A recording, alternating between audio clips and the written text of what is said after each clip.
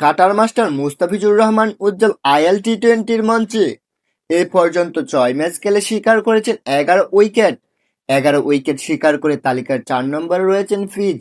প্রতিদিনের মতো আজও আইএল টি-টোয়েন্টিতে দুর্দান্ত মুস্তাফিজুর রহমান। বল হাতে আবারও প্রমাণ করলেন ডেথ ওভার ও পাওয়ার প্লেতে তিনি কতটা ভয়ঙ্কর।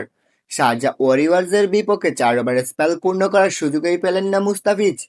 তার আগেই অল আউট হয়ে যায় প্রতিপক্ষ। পাওয়ার প্লেতে প্রথম ওভার করতে আসেন মুস্তাফিজুর রহমান। তার কাটারে পরাস্ত হয়ে প্যাভিলিয়নে ফিরে যায় জনসন চার্লস। ১৬তম ওভারে আবারও আক্রমণে আসেন মুস্তাফিজ। ওভারের পঞ্চম বলে কিপারের হাতে সহজ ক্যাচ তুলে আউট আদিল রাশিদ। ওভারে খরচ করেন মাত্র ৩ রান। মাত্র ২ ওভার বল করার সুযোগ, কিন্তু তাতেই যথেষ্ট মুস্তাফিজের জাদু দেখাতে। ২ ওভারে ১৩ রান খরচায় শিকার ২ উইকেট। শেষ ১২ বলের মধ্যে ৬টি ডট বল। চাপ নিয়ন্ত্রণ আর নিখুঁত লাইন লেন্থ মুস্তাফিজুর রহমানের।